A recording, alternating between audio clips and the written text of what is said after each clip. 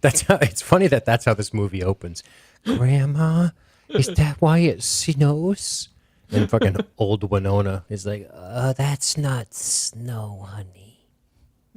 That's Edward showing us his love from the roof. It's KY being launched from his house and freezing in the atmosphere, coming He's down. just standing in the window spraying. Well, welcome to the show, everybody. We're going to be discussing Edward Scissorhands. We're on YouTube, podcasts. Shit. You know how it goes. Let's go. Let's go. It's an Outcast. He's cute. He's got a face that's all chopped up, and he's got scissors for hands. How inexplicable. Scissors. Can you believe it? And no, that's not something besides snow flying all over the neighborhood. This is not a commentary on pent-up youthful vigor. He's not yanking his pecker on top of the mountain. He's not. He can't. He has scissors for hands, Scott. Behave, okay? He's a sensitive boy, and we love him. We love Edward. Edward Scissorhands is it's definitely an interesting movie, but I will say this. If you're an old inventor, oh, Edward, come here. I'm spooky but kind. I'm going to put you in something called BDSM wear. Have you heard of it, Edward? It'll be a real howl when you get to that quaint little pastel neighborhood in some bumfuck Florida. There's going to be little thingies on your neck so you can be chained up like a gimp. Because you're just a sensitive little boy that I'm going to let loose in the world with blades on his hands. Vincent Price is fucking... Vincent Price set this kid up for failure, is my point. He really did. He's a real shitty inventor. He hung out with Michael Jackson too long in that Thriller video. And now, we this tortured boy. You won't understand what's happening inside your suit. That's wrapped really tight, and might I say, comfy in all the right places. Hoo-hoo. It's a good thing this guy died, because I think Edward was in for a lifetime of abuse at the hands of this maniac. Making a fucking kid in tight goth sexy wear. Is there anything underneath, though? Yeah, exactly. Is that his body? Like, is it a there still skin? suit? Does he shit into it like fucking Does the he Kwisatz shit? Haderach? Dude, he's got to, because he has no hands. That was one of my questions I wrote down was, how does he take care of himself? How does he wipe his ass? Does he have an ass? Does he have a dick? That's what Diane Wiest is for. You're going to come home with me, Edward. I'll scrub you up really nice. And when Alan Arkin's out making different movies... I don't know. It's a weird movie, but I love it. I really love this movie. I think it's good, but it is goofy sometimes when you think about it. So you just got to waltz in your 3/4 time to that Danny Elfman sweetheart score and just waltz into the fantasy that is. That's the last thing you want to hear is Vincent Price. His belt buckle hits the floor. Oh, Boom, boom, boom, boom, boom, boom, boom, boom. Meanwhile, you got that fucking gizmo behind you going... Good news, spitting out Edward. sugar cookies. I didn't quite give you hands, so you can't fight me. Did you say fight me? Yeah. Nope, you said fight. You can't fight my advances, Edward. You don't have fingers. I mean, he's got the best thing to fight him Yeah, off with. true. He's blade giving hands. him murder weapons. He has sinister hands, I would say. Vincent Price, like, Edward, I was going to give you great hands, but then I saw this movie on late night television. It's called Nightmare on Elm Street. Have you seen it? Yes. I'm going to make you like... Maja's face right now. For YouTube people, her face is like, I should have just sat this one out. yeah, as you tear apart this movie that I deeply love. This ain't Iron Giant. This is fun. No, we make parody of it, but I do love this movie. I do. If I hated it, I wouldn't have this much fun with it. That's for sure. Bum, bum, bum, bum, bum, bum, bum, bum, bum, bum, bum.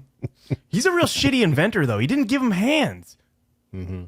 Like, you think, you're pushing towards 100 years old, and your boy, your invention is just hanging out in this house way above the mountains, way, on the top of the mountain.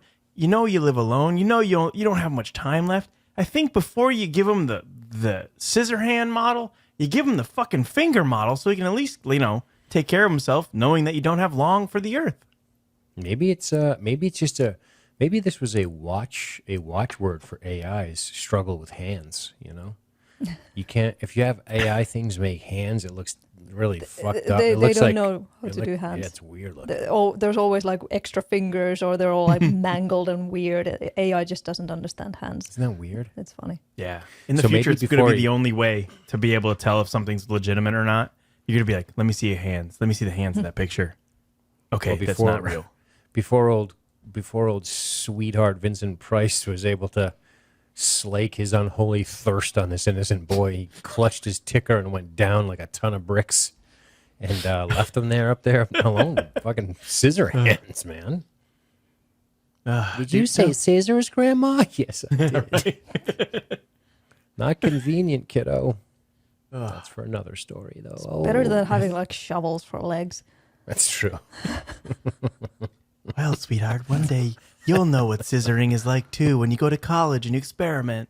Yeah, probably. But shovel feet would be wild. If you had shovel feet, you could just dig a moat around this castle.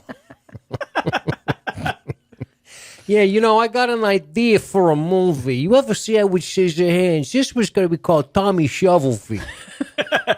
He works for the mob. That's what his calling is. He just buries bodies all the time for him. He's like, it's an honest living. It's an honest living. He tells us they're all sitting down and fucking finger up with this stupid gold ring on the pinky finger, and they're sipping their espressos. You ever hear what fucking Johnny Shovelfeet did? It's crazy. The other day, I heard, yeah. I hear the last thing you hear before Shovelfeet is just the clicking of his feet on the asphalt. And then just bullets. At least he's got hands. I mean, would you rather have scissor hands or shovel feet? I might go shovel feet. I'd go shovel feet. I think I'd go shovel feet too. I think so too, because hands are pretty important. No kidding. How are you gonna how are you gonna have your gothic young love embrace if you got blade hands? Although nothing's more goth than be like, I can't hold you, my hands are fucking blades, man. Right? Yeah, it's awesome. It's pretty awesome. But in all seriousness, I think this movie's pretty awesome. I think it's just the idea of the Outcast story is not a unique story, but I think the way Tim Burton executes his story is super unique. Right? Yeah. This is just a retelling of Frankenstein. It's basically just a retink. Your creator creates a monster who's misunderstood. The only difference is that people fall in love with him right off the bat, and then they have a kind of a third act, turn their backs on Edward and be afraid of him because, he cut someone on accident. Or I love that he becomes a burglar. Like Bilbo, he's just I'm here to steal. Yeah, for sure. I'm actually gonna slide your camera over just a bit, Scotty. Sorry. There you go. You're hanging. I move around a lot. You're good.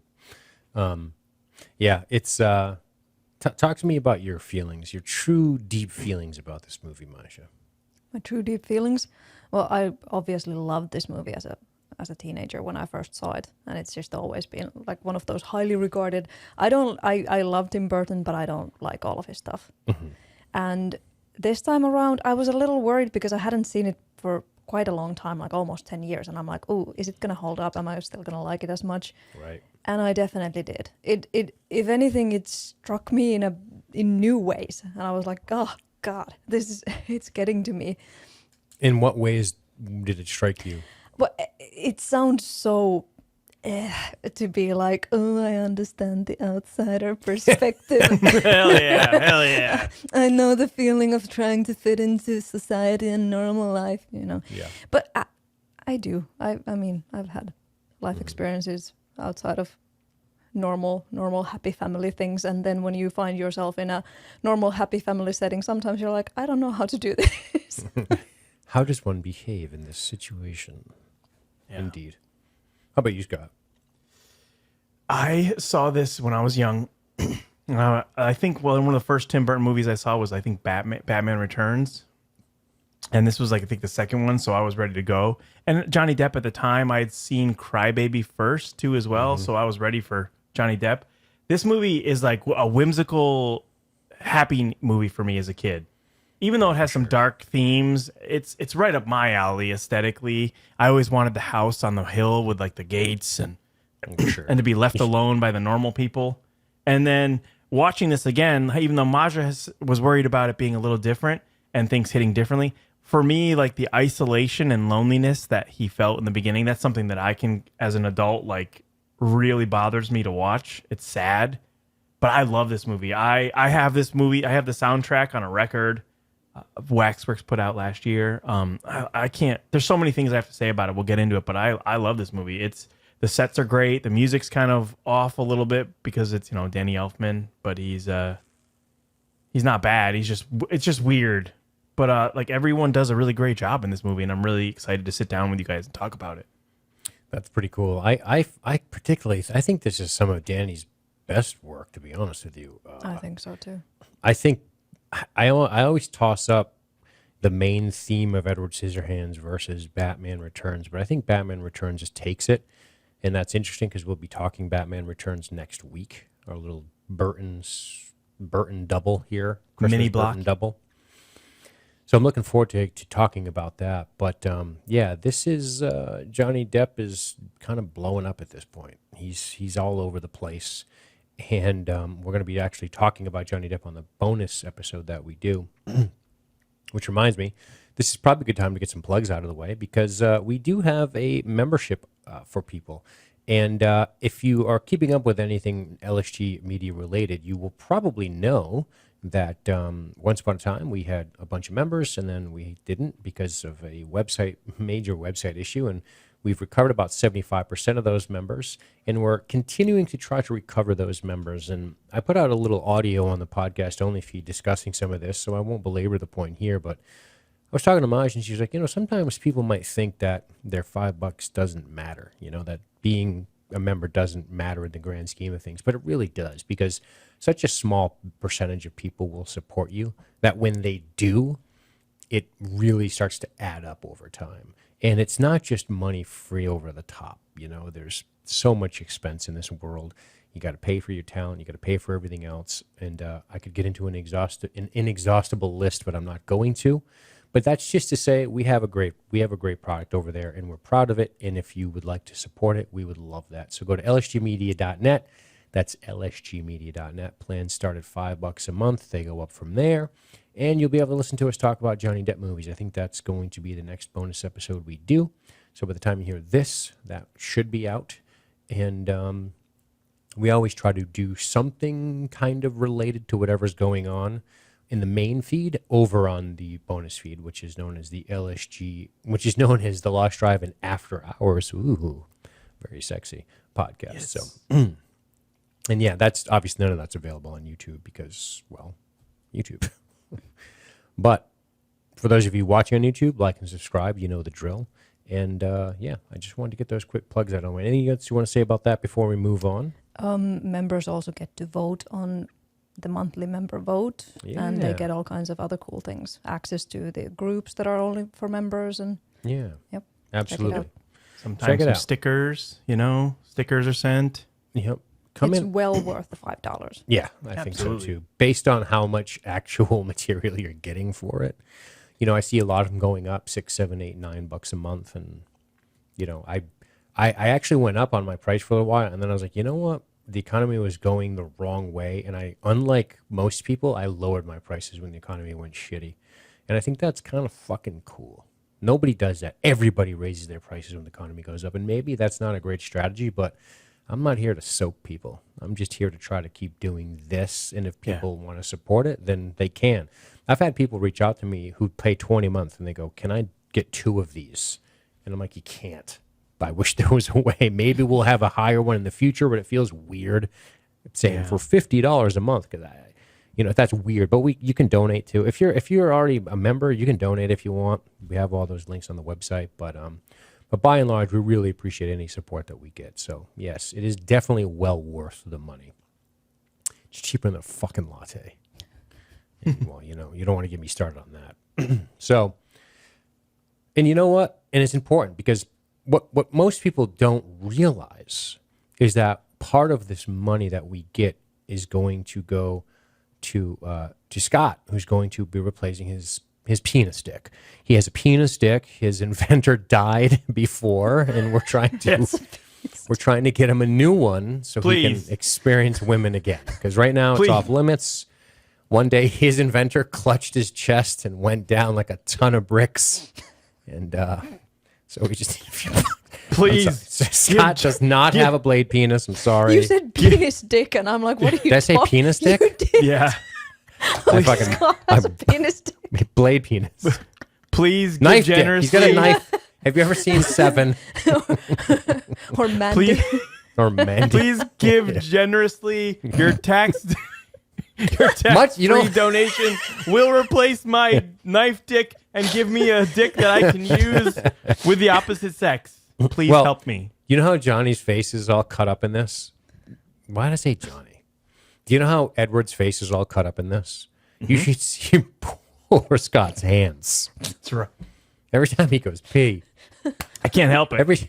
Every time he goes pee, it looks like he was trying to crawl through razor wire in World War I. It's not a good look. Please.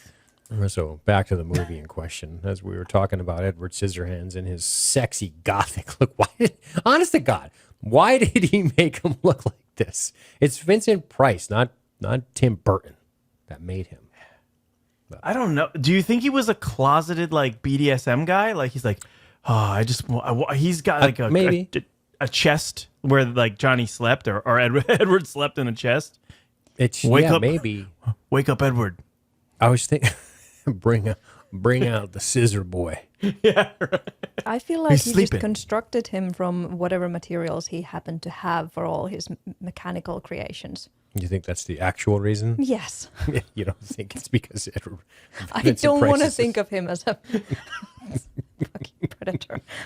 He starts cracking his belt, twirling his mustache. Eddie, come out of your chest. I didn't say he was a predator. Jeez. I didn't Okay, realize. what is that then? Making a boy for your sexual pleasure? All right, it's a predator. But he's not. What's Johnny Depp, like 26 in this flick? Yeah. Yeah. Yes. Well, so back to Edward Scissorhands, the old Outcast story. First of all, Diane Wiest, is that how she says it? Or what? Yeah, Wiest. She's phenomenal. I love this woman. I think she's great. She's great in Lost Boys. She's great in this. She's just great as that.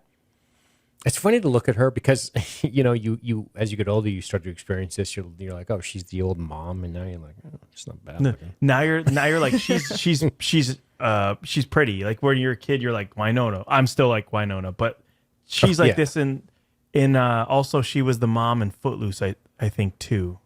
Oh, really? And she was great in that. Yeah, she's great. She's a great actor as well. No, I like her a lot. Yeah, we watched her on that HBO show. What the fuck's it called? In Treatment.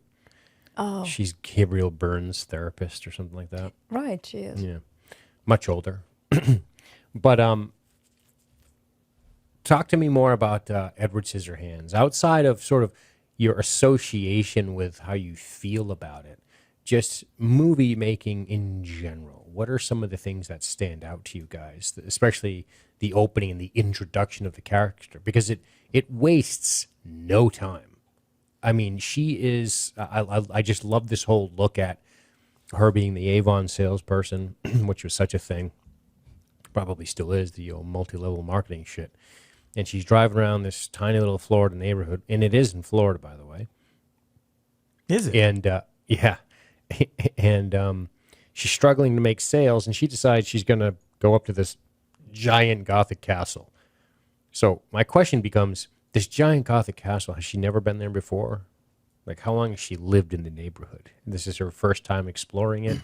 What do the people say about it? That's one thing I never knew. Like, there's no perspective on this place from the neighbor, the gossips, as it were. Yeah, no one talks about it. It's not brought up at all about the house at the end of the street that is literally like 10,000 feet above sea level, and they're all at sea level. It's fucking up there. There's base camps to get there. I feel like it's the favorite subject to grumble about for the dads who mow the lawns, and they're like, that old eyesore up there on the hill. Yeah. But it's just that we don't even know how long Edward has been there alone. It could be years, even decades. Yeah, we don't know. Because come to find out, he's a construct. It just never really occurred to me. He's not flesh and blood. He's like a construct. He's a fucking android, right? What is he? What is Edward Scissorhands? He's just a creation. He's a Frankenstein's monster. If you watch, there's a scene in this where Vincent Price is looking at his little toy machines that are making the cookies and everything, and then he holds up the cookie that's a heart and puts it to his chest. So I thought it was like a Tin Man, like this is my creation. He's just a mechanical child. Yeah, some kind of creation, but he bleeds. Yeah. Well, he got really good at it. He upgraded. He went from like Tin Man type cookie cutter robots to flesh and blood like the Cylons. So he's coming along pretty well. I think you're right. I think that's what it was. I think he was an inventor who really focused on mechanical things, contraptions, as it were. And then this was probably his greatest creation yet. And the hands were the final touch, which just never came to be. Yeah, he should have spent some of that time and gave himself a ticker. No shit, right? I'm getting a little long in the tooth, Edward. I got to work on this before I finish your hands. I think that's the problem. I think he put the fucking sugar cookie in his chest and thought it would work. I've given myself a new heart, Edward. Or all he ate was sugar cookies and he was diabetic, and that's how he died. He could have, yeah. He might have just was had a little spike and down he goes. Why don't we dive into Diane Weist's decision to just kidnap a kid, I guess. Just take a kid, throw him in the car, take him home and fucking wash him up. Not even that, but she's one motivated seller. I mean, she breaks into this guy's house and just starts going through his stuff. She's like, hey, hello, Avon calling. Avon calling. Breaking and entering. Concern she has is like, oh, I can fix these scars on your face with the makeup that I'm selling. Not even maybe something else is a little more pressing. She's trying. She's trying to make a buck for her family, I guess. Yeah. So her daughter doesn't become a wayward teen banging men who drive flaming vans. I don't know. Flame covered vans. Yeah. Too late for that, I guess. No, Jim doesn't even have a car. He's a loser. Oh yeah, that's right. It's his friend's car. But it's kind of an endearing scene where she sees his bed. It's kind of sad. It's in the fireplace. He sleeps inside the fireplace, and all he has these little clippings of all other like unique children that are born. Like he's got one cut out. It's hilarious that it's cut out, by the way, because he's got scissors for hands. Of course. That's the one thing he can do. Yeah, he's like, I can cut out these little snippets and put them on my wall. It's okay. It's all like kids that are blind learn how to read. And then she hears this jangling in the corner. And he's like hiding. He's like squatting in the corner. And she's like, oh, I'm sorry. You don't have to worry about me. I'm fine. And she turns the corner, and it looks like he's holding like swords coming towards her. And she she freaks out. She's like, I'm sorry. Please put those down. Don't murder me. The way he compulsively like twitches his little fingers and makes that snipping sound is extra creepy. It's just like, hug me. It's just like, ugh. His physical acting in this is phenomenal. It's really good. Yeah, he's very stiff, very he's got a real battered shelter dog kind of way about him. Yeah. Like if you drop the fork, you might freak out. It's too loud. Can't slam car doors. You can't anything to trigger him, and he will freak the fuck out. And next thing you know, everyone's losing ears and shit. So you gotta be careful around him. Next thing you know, you gotta register him as a biter. And who knows what's next? Do you think I think they'd put Ed down, to be honest with you. I don't think they'd try to keep they'd be like, he's a danger. Look at his arm, his hands. No, somebody would start making videos of him on TikTok and Instagram, and then he would blow up, and everybody would want to adopt him. That's probably That's how it goes. He would crowdsource himself a new castle with a better roof. GoFundMe. Yeah, he's got a GoFundMe for the hole in his roof. The hole in his roof. There's not even a roof. He needs a hole. That's why he has to sleep in the fucking rocks fireplace. He's got no place to go. But she cleans him up and takes him home, and the contrast of where he lives to the neighborhood is quite remarkable. The colors of the neighborhood, everything. Yeah. It's interesting because when watching this, the way I took this whole layout was all these houses have a uniqueness to them. All of the owners dress like the colors in their houses.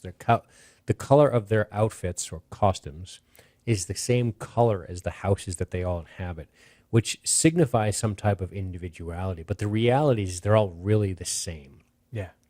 And it's a superficial individuality, but they're all just one collective group of clucking hens, so to speak. Oh man, yeah. It's like the living in the worst cul-de-sac. Like, Right. if you've ever been the neighbor that kind of makes waves, and you have all these hens hanging around that just don't work. They're just watching you every moment of the day. You're out there mowing your lawn. He's out there cutting sculptures and stuff, and they're calling the cops on him. It's rough. I like that. Anything different, right? Anything out of Yeah. ordinary. It's a bit of a summation of the whole picture, which is that he stands out amongst these people. And I don't even mean stands out in a remarkable way, although he kind of does. But, you know, Tim Burton here, he could have easily been tempted to go full Frankenstein, but he doesn't. And I think that's one of the most interesting parts of this movie to me, is the fact that he's widely accepted immediately.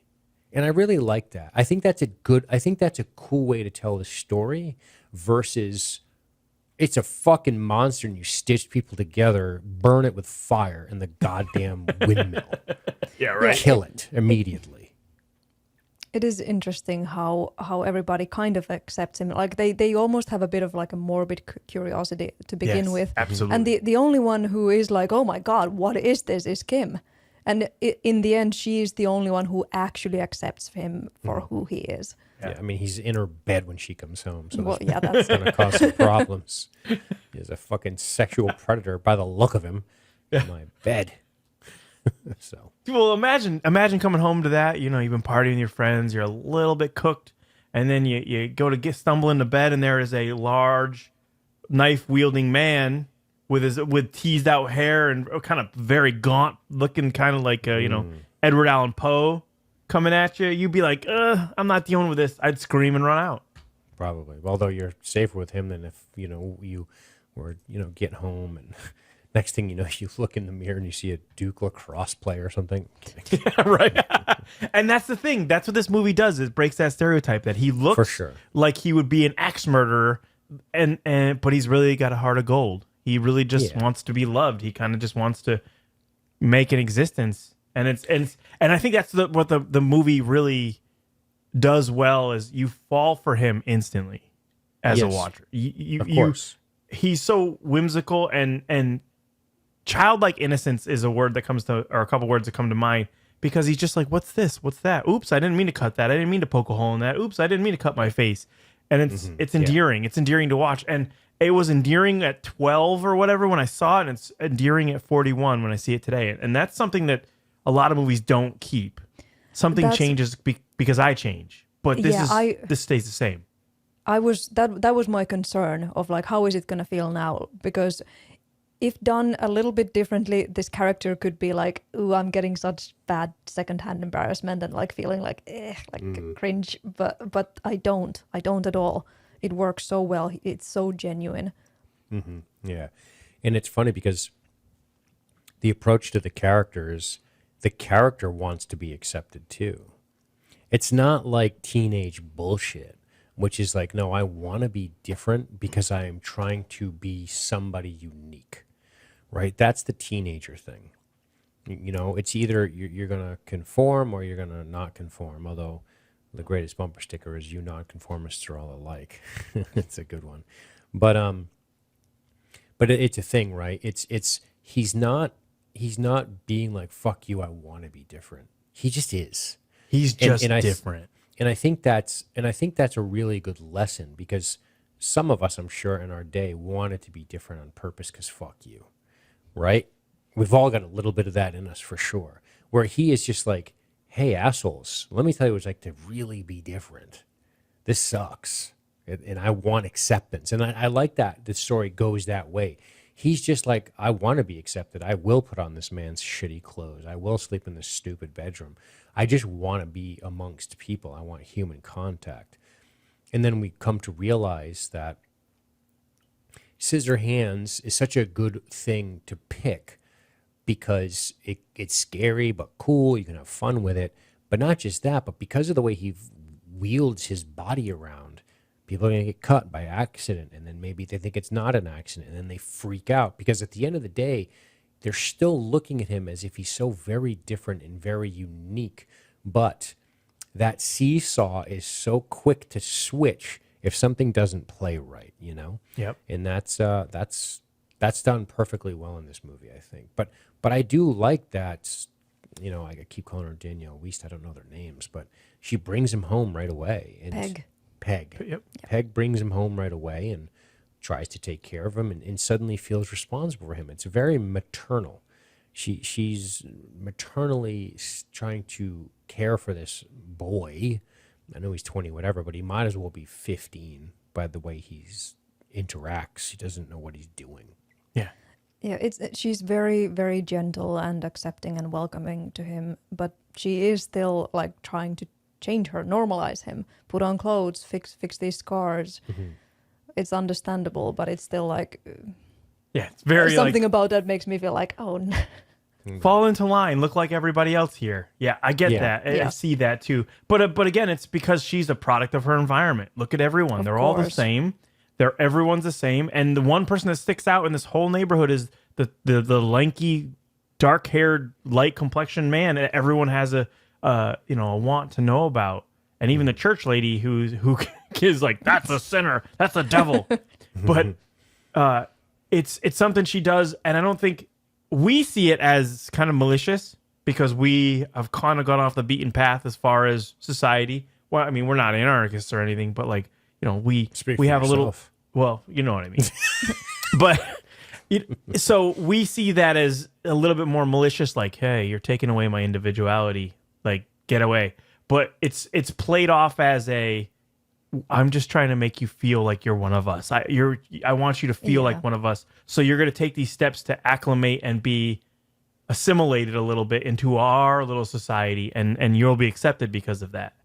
Because I get the reflex, Masha, but I don't think she's doing it maliciously either. No, and I don't think not you're at saying all. that. Not at all. And I think if he resisted it all, that she would back right off. Yes. I don't think she's trying to change him. I think she's just, I mean, I think the whole point in looking at him based on being a product of your environment or your environment the product of you, I think she's just saying, yeah, like I think she's looking at him as somebody who has not been cared for.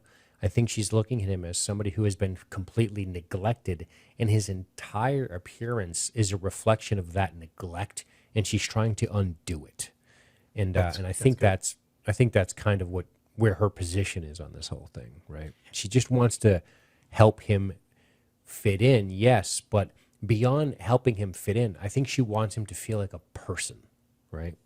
Yeah. And feel like part of the group. Like, it's, to me, I kept going back on this where it's like finding a stray cat. Where you're, cat's emaciated, doesn't have food, it's got fleas and all this stuff. You can tell no one's taking care of it. So what do? You take it inside, you wash it, you make it part of your family. And yes, he's a boy, but he's still very young and he's still very naive with a lot of things.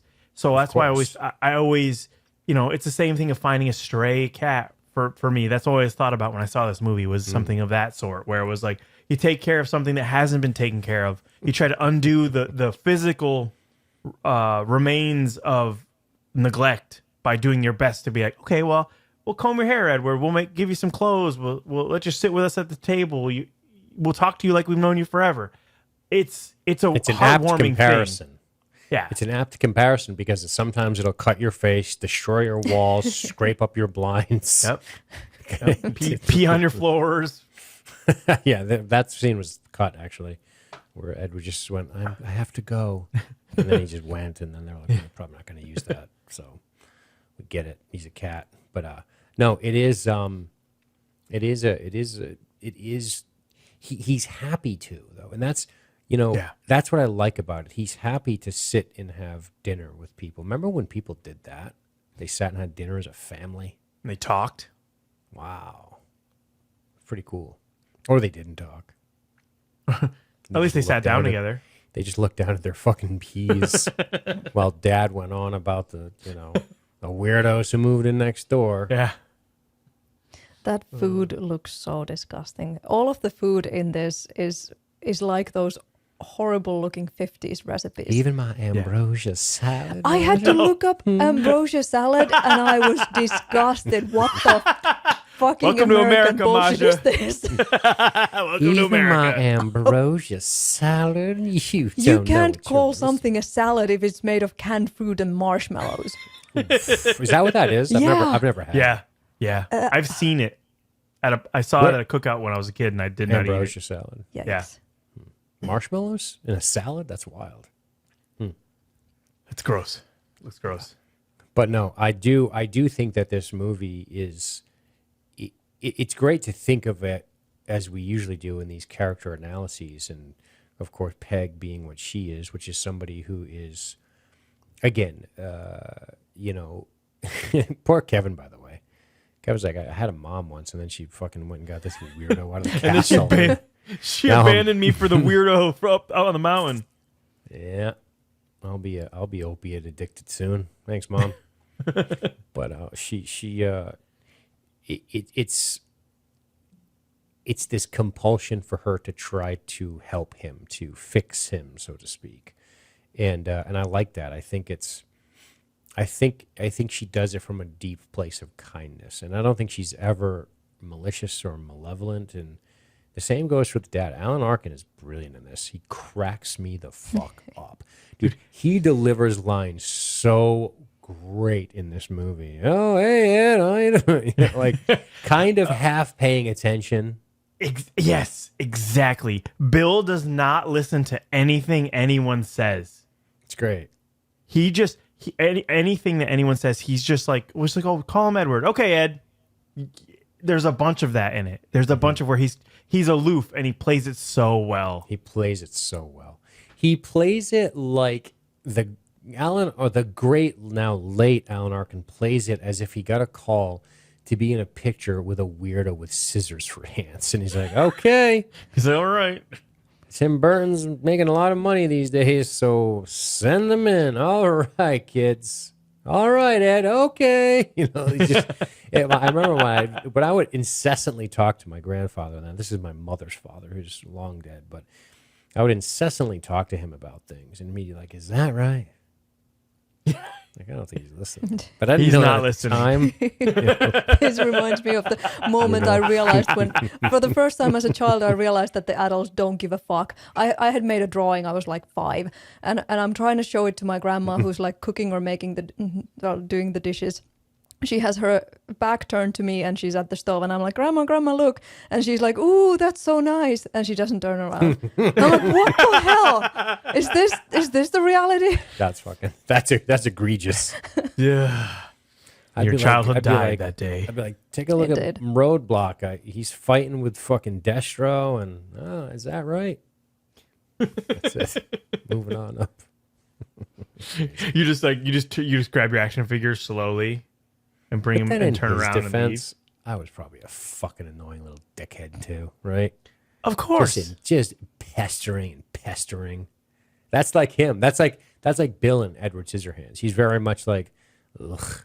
Like, look at this neighborhood I have to live in. Like, it's funny that I think one of the interesting parts of this movie is we see Bill. He's a man. He's a husband, and the other men are sort of just like tucked away, in these like blathering ladies sort of rule the neighborhood. And then when the cookout shows up, they all come out. They're all allowed out. It's like I don't see anyone else in this movie except these women and Bill. Well, in the beginning, all the men leave for work. They all get out. They all drive together. Is that what it was? Yeah, there's a Yes. scene where it's over the top where all the men drive their pastel colored cars. It's like a zipper zipping up, and they get in and they go leave the and that's when all the that's hens cool. come out. That's when all That's the women really come cool. out and they're gossiping. Or unzipping for that matter. Yeah.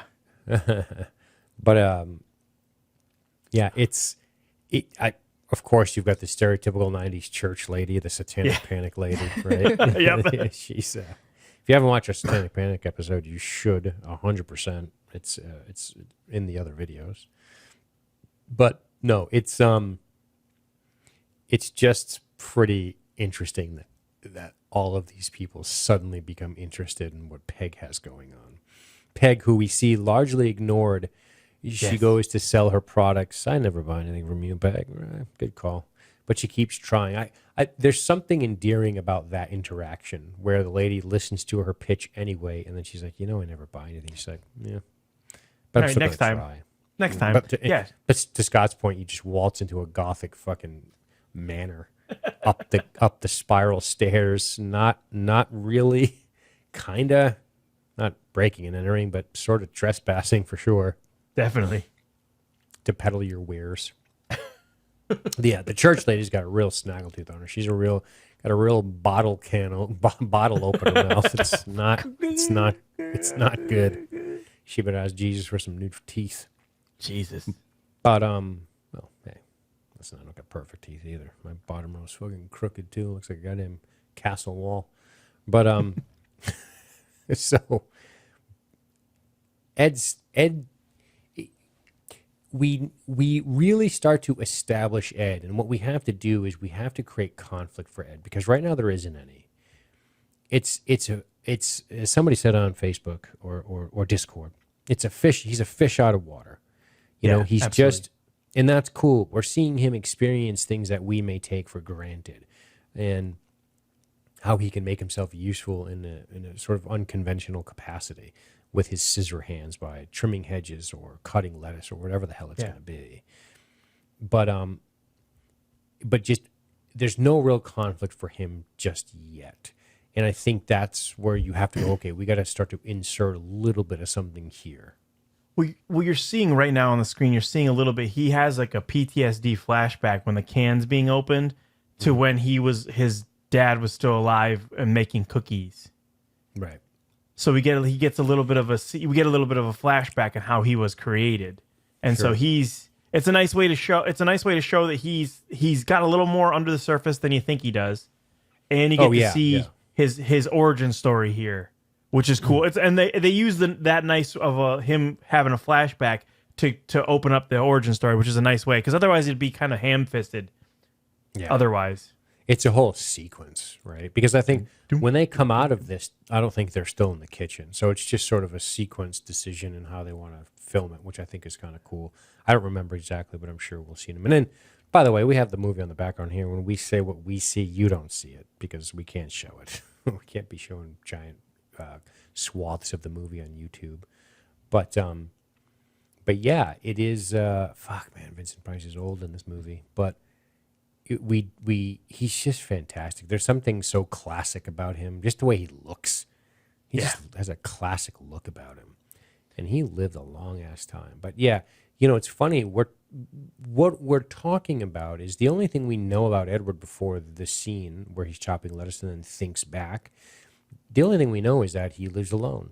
He seems innocent. He seems fragile, perhaps timid, and he seems to be in need of care. And he seems accepting of said care. But we don't dick about him. He could be a complete fucking psychopath. We don't know. He could have chopped. How do we know it? He may be chopping. He might be just a complete maniac. But he's not, obviously. Well, he goes, where's your mom? It's like, and she asks him, where's your dad? He goes, he didn't wake up. You don't know if he just slit his throat in the night. You're taking a risk for sure. We do see what happens, but I thought like, oh, what if he'd started slicing him up a little too much? Like, Dad, wake up. Yeah. Next thing you know, it looks like Buscemi going into the wood chipper in Fargo as he tries to pick him up off the bed. He's like, oh God! There's blood all over him. Get up, Dad. So my question is, do you think that if things didn't go wrong, would Edward fit in with these people? Would he be happy in this life? I think he would be, because I think he's completely lonely up there. No, are you saying if the father never died?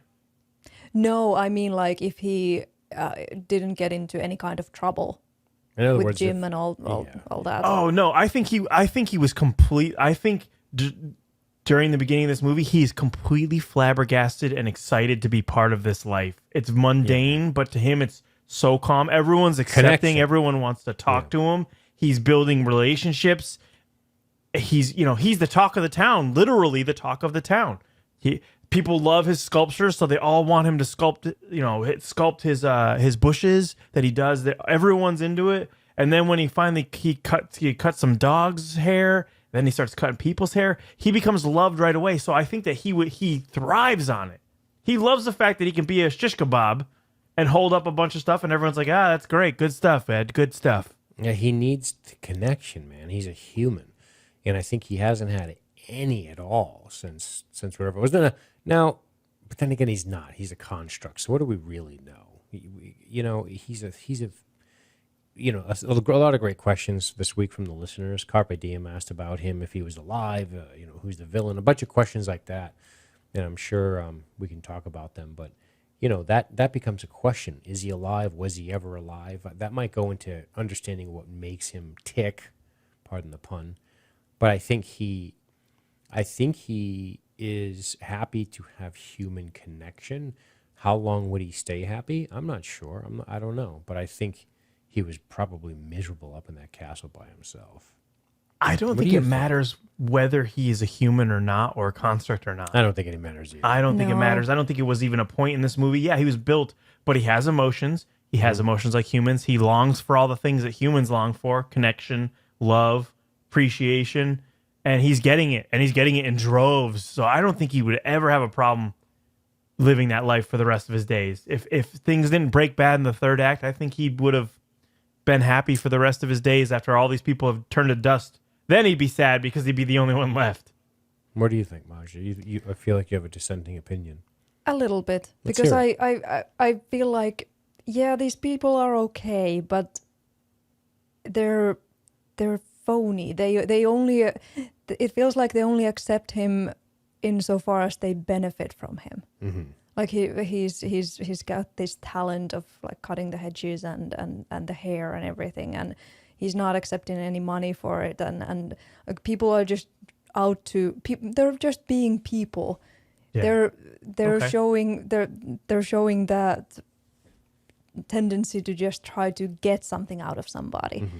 And that's normal, and it's obviously okay and possible to exist in a life like that, because everybody does. Of course, but he has this purity, and I feel like he's in a way beyond corruption. But that could be just the perspective of him having just been introduced into this life. But somehow I feel like eventually he's just going to start to see through the bullshit and be like, I don't want to be a part of this. So you're saying like sucks. 10 years down the road, he's like, the girl's like, oh, can you cut my hair? He's like, oh, sure, I'll cut your hair, babe. You suck my cock, we'll make it work. He gets like wicked dark about it. Oh no. He's like, oh, you want me to trim your bushes? Take off your top. He gets real dark, real jaded. A complete asshole. Yeah, he's just over it. Just becomes a complete villain. Like I used to love missionary. Now I need a whole lot to get to the. He's done everything to where he's now back to missionary. Yeah, he's like, it's exciting. I used to dog on this, but now it's good. Yeah, I don't know. I think there's something to be said about these people being phony. I think that gets exposed a little bit in how quickly they turn on him, and I think you're onto something with the discussion about them as not being completely genuine, and you might be right about that.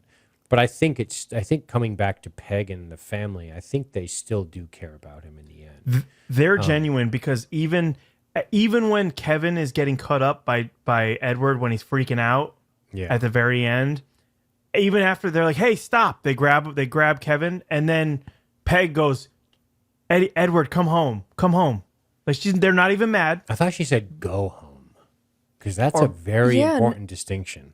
Yes. Oh. And I think she meant go back to the castle. Yes. And she says that to Kim. Okay. See, I read it differently. I thought it was him, like, even though maybe she did that because she wasn't mad at him. I think just to get out of the situation. I thought it was like, oh, it's a mistake. We'll see you at home type of thing. I read that completely wrong. I think what's happening there is I think that Peg is trying to get him out of a dangerous situation before it gets really bad.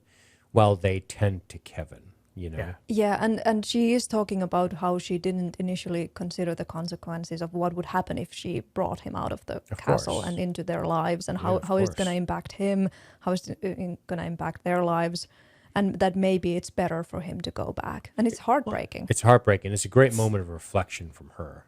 You Well, know? it's like sad. It's like when they found that guy who was raised by wolves, and they tried to integrate him back into society. He's a real person. Yeah, his name is Yeah. Logan. He's on the X-Men. Yeah, but he you're never gonna fit in. It's like real quick. The Enterprise has an episode where the humans are on another planet, and it's the Wild West, and they come and there's this whole thing about it. But at the end of it, he's like, "Oh, we can come home." He goes, "Well, you guys got a long way to go first because they were very like racist." And he goes, "You won't fit back with us. You won't fit with us, but someday you might." Right. And that's like he doesn't fit with them, but someday he might. Do you think so? You were saying, Maja, before, and it's an interesting point that you feel as if eventually he would sort of become savvy enough to be jaded in a sense by how these people behave and feel like they're really phony, and that maybe they would be less accepting of him as the novelty of him wore off. And do you think that would somehow make him feel? I guess, can you talk about that a little? The novelty for sure, and I think there is obviously because of the bad situations he gets into and the bad experiences, and realizing what people are really like being fooled by try to get into the breaking thing and all of that. He then gets mad because I think it's because he hears that Kim went back to Jim. Kim and Jim, that's dumb. But Yeah, it's super dumb. and then he's having the moment of like scratching up the walls and everything, because he's just like, this sucks. I tried to do the right thing. And I feel like the whole He felt used. yes, Yeah. and that people are not genuine and honest and real in a way that he is. He's very pure. And I feel like the whole message of the movie partially is that the normal people are the monsters and he's a better human than they are. Yeah. That's a pretty extreme view, but It is extreme, but I wouldn't go maybe as far as that. But yeah, I'm not saying I disagree, but I might Yeah. a little bit. I think some of the people are. I think the masses is the problem, and I think that's what it comes down to. And you know, you're right about him being pure and such, because he's a child like that. He's easily duped. You trick him and then he reacts. He feels hurt, and when he's hurt, he lashes out a little. That's dangerous. But also, I think I think that the large majority of the people in this movie are just groups of people who are meant to represent sort of a collective consciousness of Herd. interest, disinterest, and then anger and everything else, and they're meddlesome, so to speak. But I think that I still want to come back to Peg, because I think she's supposed to stand out, and I think her whole family's supposed to stand out, and of course Kim's supposed to stand out as far as accepting him for what he is and understanding it. But I think it would be it would be a, boy, talk about a really bleak movie if it didn't end with such intensity. If he just came to realize this wasn't for him and left. Like, that's such a more He's just bleak outlook gone. on it. Yeah, where he's like, oh, these guys are great. They're so accepting. They love me. It's wonderful. It's awesome. And yes, he benefits from that. He feels good from that. And I think, you know, I don't know if I want to argue on the utility of if it's phony or not. So even if these people are feigning interest in him, or even if they're only interested in him in a novelty and he feels good about that, feeling good about that, there's utility in him feeling good, even if it's based on a phony premise. So I don't know if I want to just throw all that out and say, well, it's phony and whatever, although I do tend to do that because I can be a bit extreme. So I'm trying to just wrap my head around it. Go ahead, Scott. I say, I don't think they're phony. I think it's just their herd mentality. And when something sways the herd, they all sway. Like one turns left, they all turn left. And because it breaks bad a little bit, he gets caught trying to do the robbery. all of a sudden they're like, maybe he's not. And no one goes, give the kid a benefit of the doubt. Not one person does because they're all thinking the same way. They all turn on him because with the exception of Peg and her family. Yeah. Yeah, because they have the confirmation bias of like, yeah, he is a weirdo. He looks different. Mm-hmm. I always thought that he's going to be a problem. He's going to rob my purse. It's that's a statement that should not be understated. That he is in fact somebody who looks different, and that's what I mean. The second things get a little hairy, they're like, "Oh, of course," right? This is very much a parable to racism. You're like, "Oh, of course, but no, not of course. It's shitty." And yeah, I think. Also, I think Vincent Price's book is upside down, for the record. Was it? Oh no, I feel so bad because he was really struggling to open the book too. Poor old yeah. Parker. He was getting old at this point. Yeah. But no, it is. So so then we're really dealing with three distinct entities here. The Peg family unit, which is accepting of Edward, the neighborhood folks, and then Edward. Those are your three units. And then I guess you could split Kim off from that unit. And then I guess you could even split Jim off from the other unit. He's downright malicious and violent towards him. Sort of representing multiple sides of the beast here. But I know I like that. I think there's more here to discuss. I don't want to move off this point just yet. Maybe it's not upside down. I thought it was. But are you looking? I can't see from here. It's not upside down. No, it's not. Yeah, but when they cut back, I thought it was. It could have just been something in the cut or whatever. Because he goes into the book to get something. It's boring. Oh, yeah, when he switches to poetry, this might be upside down. Oh, no, it's not. All right. I'm an idiot. I forget what I said. But he does struggle to open that book. Nice. You guys be nice. There once was a man from Cape. There once was a man from Nantucket. That's what I was about to say. Oh, I don't know if Maja knows that one. He puts that book away. He's like, well, we're not going to do that, Limerick. No, but back to the neighborhood. So it always was destined to go poorly then, right? I think so. Is that what we're saying? That we just have two very distinct entities that can be reconciled? I think it was once something happened. I think if everything stayed great and fine and dandy, it would have been fine. But I think that's unrealistic because everyone has everyone has some kind of conflict at some point. And like Maja said, at some point he'll get jaded and go fuck yourself. Go do your own yard work, you know? Mm-hmm. And then he holds up his blades in their face and it's only a matter of time before the whole neighborhood turns on him. Even if he wasn't actually involved in anything going bad, he would be the instant suspect of somebody. Like something happens in the neighborhood, and they're going to start talking like, "Oh, that Edward though. I wonder," and he would start to get accused for something that he never even did. Yeah. That never happened in our neighborhood until that weirdo Edward came in, you know? Yep, exactly. By the way, I found the comment because I was like, I think somebody else also called the people monsters. And it was Since It's Jesse who also said that it's a great fish out of water story. And he was mentioning like where the monsters are the people Edward encounters in the wider world. He asked the question, did you say? Or no, he's making a statement. Yeah, like it's a story of innocence brought into the modern world, like the inverse of Frankenstein, right? Where the monsters are the people Edward encounters.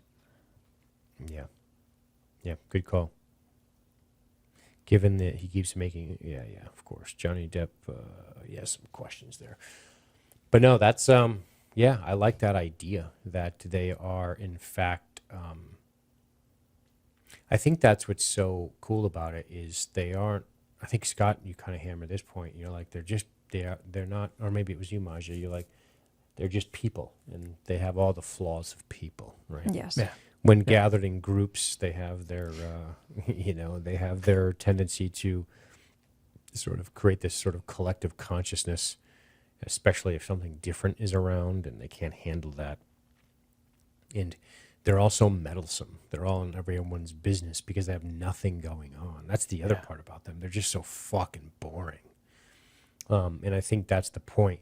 Despite their flashy colors and their flashy outfits, they all are just kind of the same. There's nothing unique about them except for their shirt color. And even then, it's like, imagine the monotony of their day. They get up, their husbands leave, and they're just hanging around on the curb talking shit the entire day. Looking around for all day. anything different, anything weird. Oh, that person did this. It must be awful. It must be awful to live like that. They collect in gossip. Their trade is gossip. That's why they lose their minds when Peg drives back with somebody in the car. Yes. It's the highlight of their year. Something is happening. Indeed. Whether what's her name's trying to get plowed by a plumber or whatever the fuck's going on. Joyce. Yeah. Joyce and the fucking plumber. I find this all so fascinating. Dude, someone do the neighborhood a favor. Someone throw her some, all right? Yeah. She is horny. Desperate. Is she the only unmarried one? Or did she have a wedding ring? I don't know. She talks about being a housewife, so I don't know. Does she? Yeah, but we never see the husband. Interesting. It's funny that the town just knows she is. Can't you see I have a car in my driveway?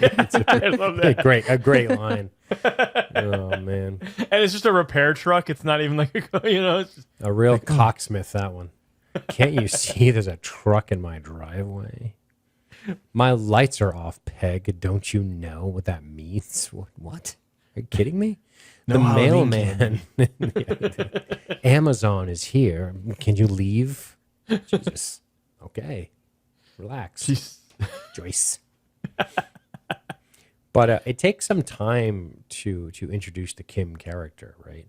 Kim comes in at about the 45-minute mark. Halfway through the movie, Kim is introduced. Of course, Winona, who's very young here, 19 or some shit. 18, 19. Yeah. And, she's meeting face-to-face the man who frightened her in her own bedroom. That scene, the way he walks out of the room is so funny. The way he's shuffling in his two big pajamas. He's scared. Adorable. He's scared. And I mean, so let's scared. Let's be real, okay? Now, if you're Johnny Depp in your bed, you're in her bed, and a Winona Ryder comes in the Johnny room Depp and was starts in her undressing. Yep. She starts undressing. You don't say anything. Like a normal guy would go. A normal guy go, hey, no, of course not. Winona Ryder's undressing in front of him. He's just like this the entire time.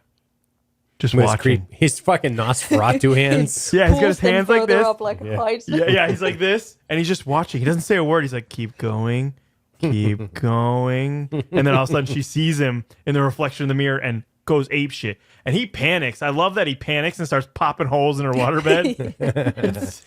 I think he's in a tough spot because he's afraid to scare her. Of course. He's like, who the fuck is this? And- No one said you had a... Oh, yeah, she saw the picture of the daughter, but he didn't know. She was camping or some shit. I think, and he already at seeing the pictures, he smiles like he's fascinated by her and has something going on already. And then when they meet in that kind of a moment, he's like, oh no, I don't want this to go like this. And it gets progressively worse as she's taking her clothes off. And he's like, no. Yep, it's good stuff. Can we also talk for a moment real quick about a very, very bad miscast? Anthony Michael Hall as the bad jock guy? He's a douche. I didn't know that that's the kid from... This is the first time I realized that this is the Breakfast Club kid. And I'm like, what happened to him? What? I didn't recognize. No one did because he always plays a nerd. He was, Weird Science. He was in a bunch... 16 Candles. He always played like the Outcast nerd. And this one, he's the jock douche nozzle. It's a hard swallow. It's a hard swallow, but... He plays it kind of well, but I just couldn't shake his other roles. You couldn't shake his other role, yeah. Yeah. He is a good asshole. Like, he's a dick. But, it's... I don't... I mean, I'm sure there's a bunch of choices you could do if you want to put somebody else in that spot, but, yeah. Speaking of casting, do you know who originally was going to be Edward? No. Tom Cruise. The studio really wanted Tom Cruise. And Burton Oh, was like, man. Burton had Johnny Depp in mind from the beginning. And he course. had a meeting with Tom Cruise, who was very concerned about the logistics of how Edward functions. Like, how does he go to the bathroom? How does he do this and that? And Burton That's is like, so Tom Cruise. That's Tom Cruise. That's so Tom Cruise. Hell yeah. and Burton was like, no, this isn't going to work. That's fucking funny. I don't think Tom Cruise would have the ability to play an innocence that Johnny Depp has, because Johnny Depp has that innocence in real life. He's Yeah, very, Cruise- especially back then. Cruise had already done Top Gun, so he was already fucking Maverick.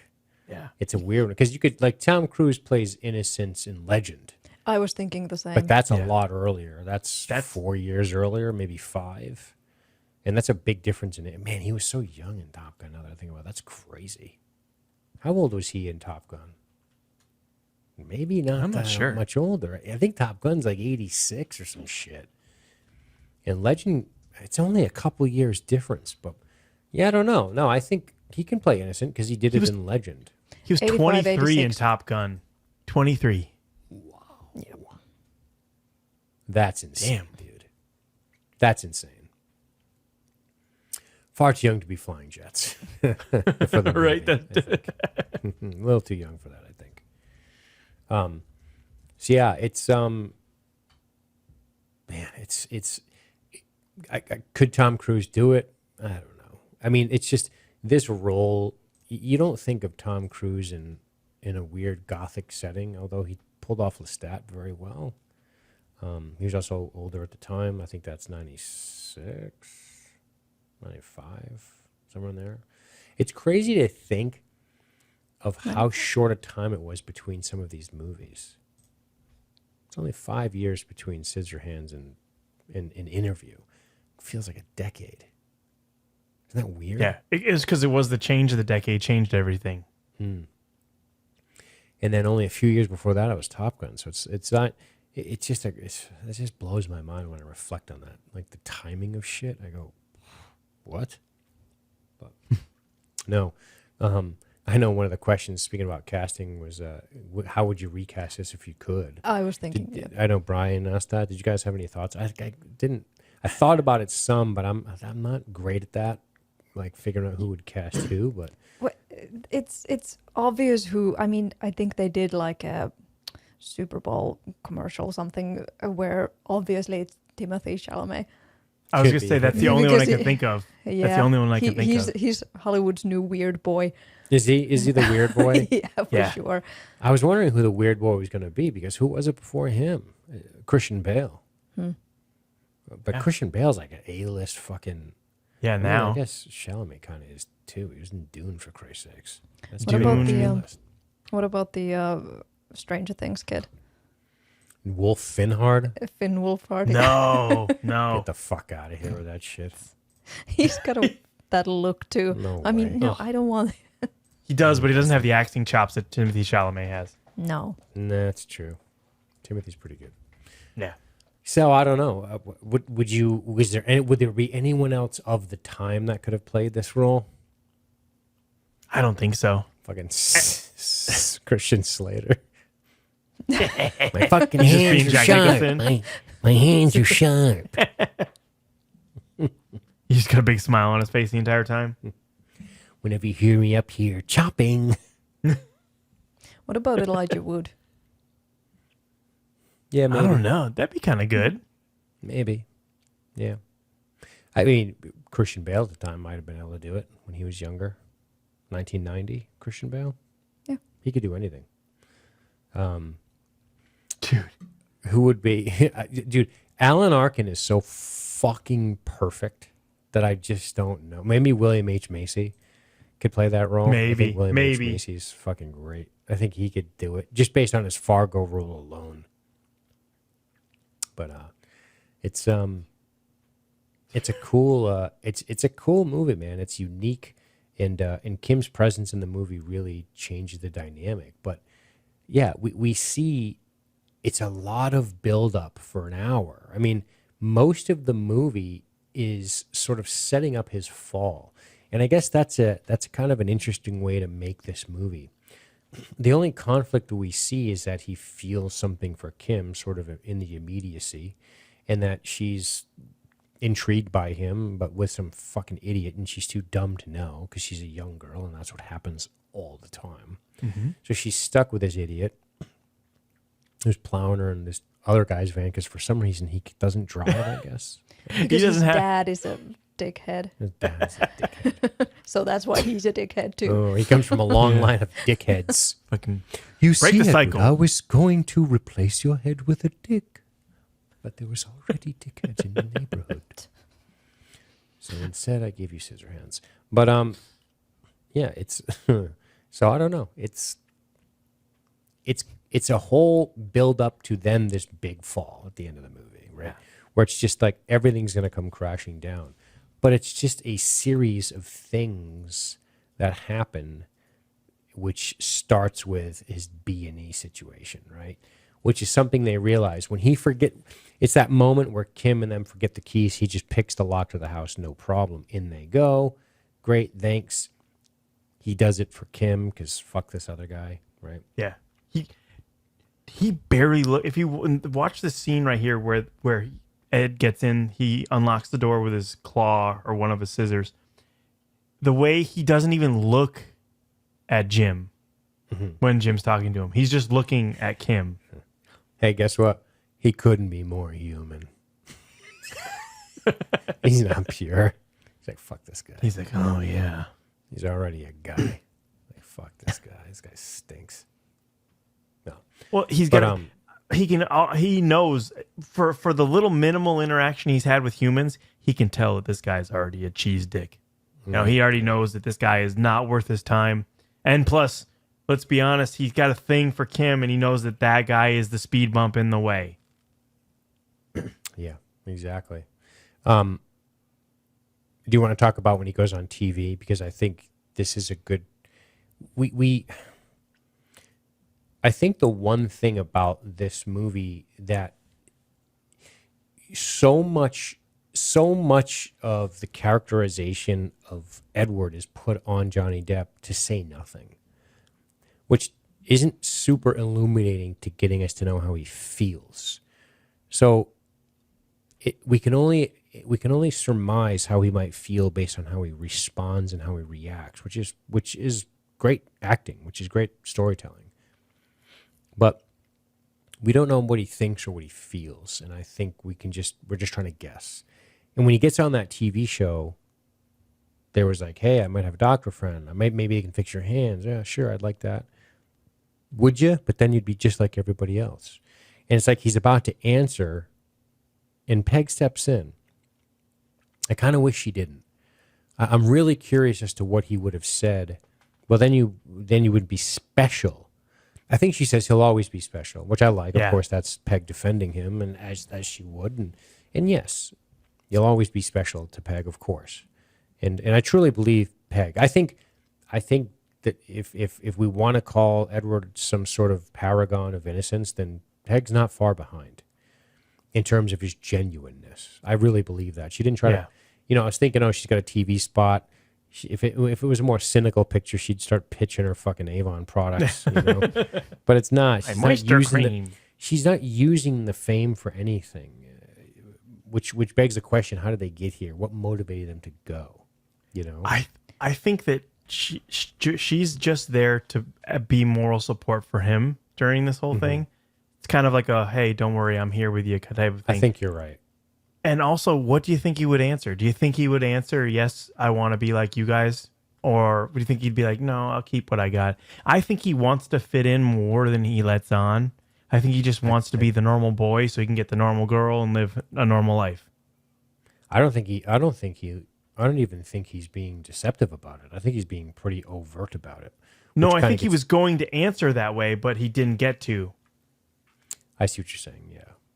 Yeah, I think he absolutely does want to be more normal. He wants hands. He wants to maybe not fit in with these people as he begins to learn how they really are like, but he doesn't want to be the anomaly, the creep. Right, of course. The freak, more like. Yeah, the freak.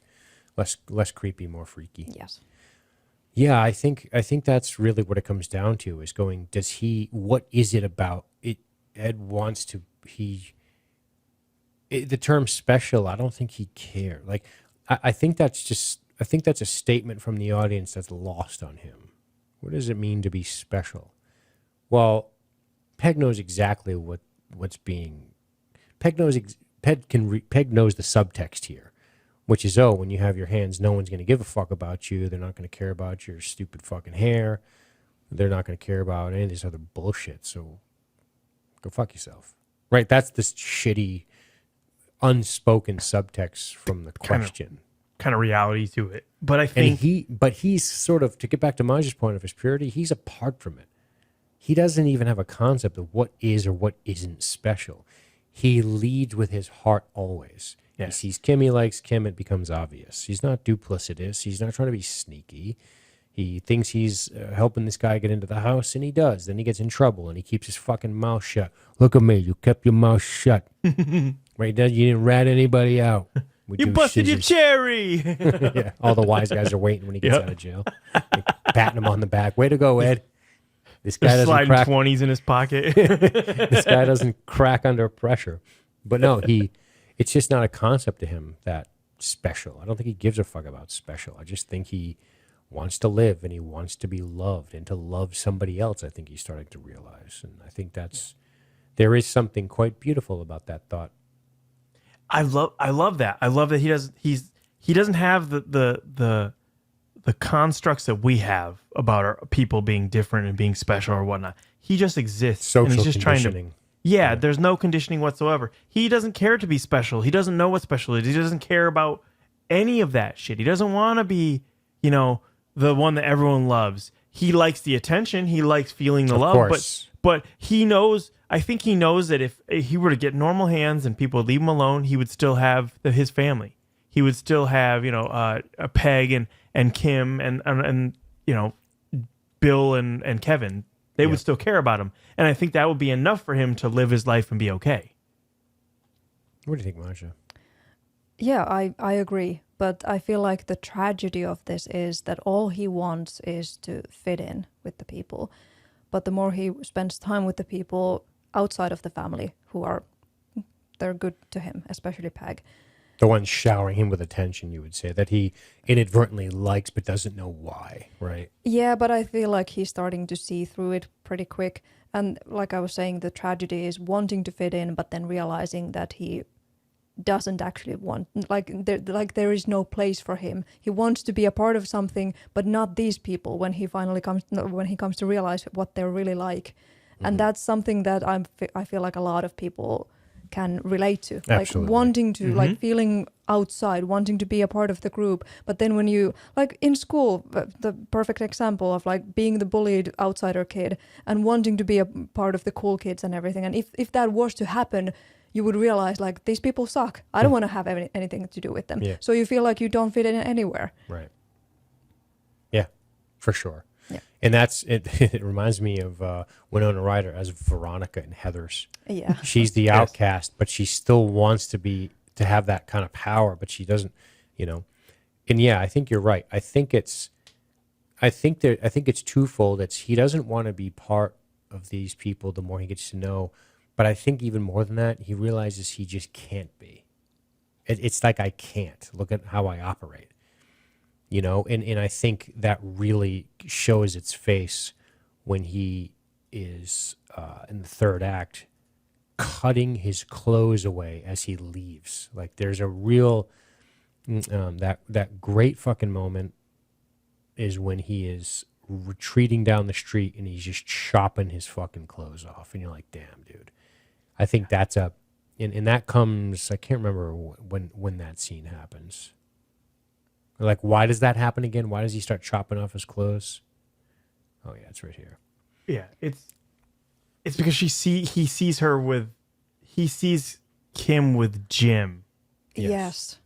He's doing the ice sculpture and Jim shows up and ruins the moment that they're having. And actually Kim is just going going to tell Jim off, like I don't want to be with I'm you done. anymore. Yeah. But Edward doesn't know that that's what's going on. He Right. thinks that Kim is going back to him and is like, "Fuck this, I'm done. Right. I'm done being taking off apart." this costume. Yep. I'm gonna be me." Yeah. Yep. Yeah. I love that. It's like the shedding the civilization that he's grown, the friendships and stuff, the fake stuff that he's grown. He's seeing, starting to see through it. And he's like, I'm done. It's like, it's very, it's very seeing. It's very telling would be the word I'm angry. looking for. Yeah, he's pissed off. He's angry. And that's cool to see too, because the entire movie, you don't see that at all. He's very calm. He's very, okay. Yeah, and but- then he has his heart broken. And then he's more human than you think he is. Come to find out. You get to see what he has been probably harboring in his mind all along. Like, he knows what a hypocrite this Jesus lady is, and he scares her intentionally, like makes this Exactly. demon Yep. bush behind his. I love behind that. I the love window. that. So cool.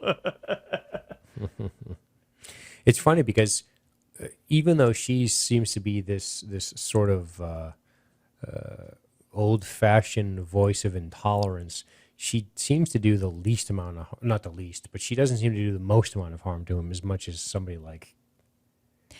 It's true, but Right. she's instantly rejective. Like she absolutely. doesn't accept him at all, Right. and in doing so, she weirdly enough doesn't do harm. Right. Which, strangely enough, is there's something pure about that. As fucked up as that sounds. Yeah. I listen to a lot of old Opie and Anthony radio, and Patrice O'Neill's on there. And it's amazing to listen to him, black guy who's passed away, R.I.P., but just listening to him, and I've listened to him for hours and hours. Ask Masha. It's like 4-hour-long episodes. I'm just constantly listening to old episodes. And hearing him talking about that, like, he's like, I like that righteous racism. That's like right in my face. I like it. I don't like the guy who's got his hand behind his back, who's saying, oh, yeah, I get it, dude. He's like, that's the worst guy, right? And in that small example from what Patrice said, you can apply it to this, which is like, that woman is not making any bones about how she feels about him. And there's something pure and easy to manage there. You stay away from me, I'll stay away from you. We got no problems. She's not pretending. There's no Yes, pretense. There's nothing No hidden. pretense. And there's something sort of admirable about that, even though she's a shitbag, as far as I can tell. Yeah, obviously it's awful, but it's honest awful. It's honest awful. Versus these people who are more conniving, right? Well, They're more sneaky about it. They turn on him. They give him a false sense of whatever. And yeah, it's pretty intense, man. Not only do they turn on Edward, but they also turn on the whole family. Because of Edward's brush with the law, they don't show up to their Christmas party. They have a party every year, and as everyone comes over, the whole neighborhood comes over, and not a single person shows up. So you're actually the family is also seeing the people for what they really are too, not just Edward, because It's a Edward great already point. sees this, and they turn their backs on them. No one answers their phone. No one comes over. Could you imagine that? Like being in, having a party, seeing your neighbor across the street, makes eye contact with you as they shut the lights off and go to bed. Like you're like, what the It's hell? shitty. It's really a shitty feeling, and it's kind of a cool thing to see both the family and Ed see it at the same time. Like On these the people aren't receiving what they end. think. Yeah, Yeah. These people I suck. I love that great moment when he's on the sidewalk and the dog comes up to him and he snips the dog's hair and even the dog leaves.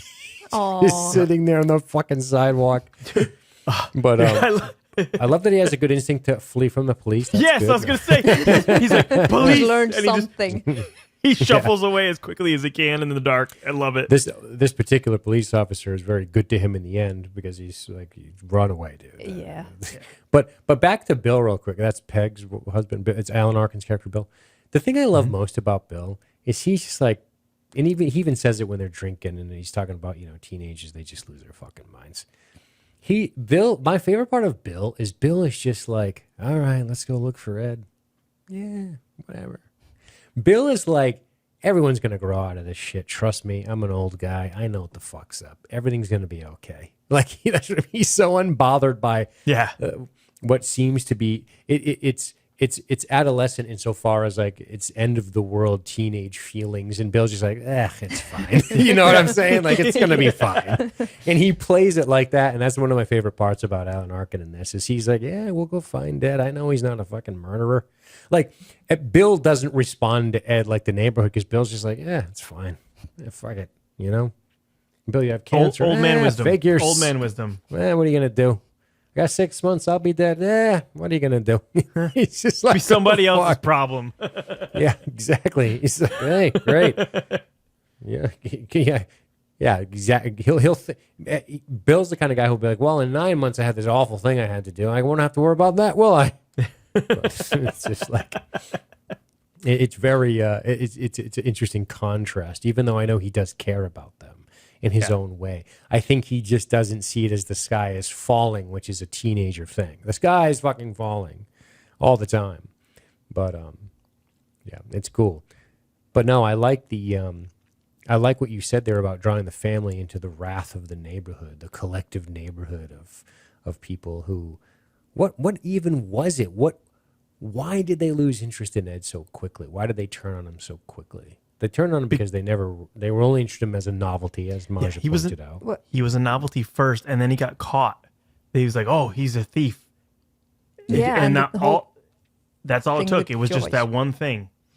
Go ahead. The whole thing with Joyce, Yep, where she claims that, exactly. I mean, she... Joyce tries she to fucking Me practically Too his raped me, ass. but- Yeah.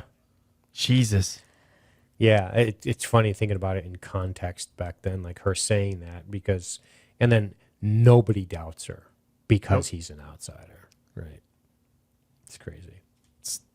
Scary. But the whole thing turns. It turns on him very, very rapidly, and yeah, I like that he flees, and you know, we see the death of, and man, there's so many intense moments of this, which is just like. He goes on this steaming sort of emotional outburst and he's chopping things down and he cuts off his clothes and he's like, I guess there's no place for me here.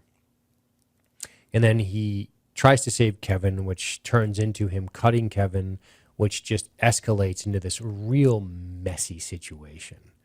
And of course, stupid fucking, not Kim, what's his name? Jim.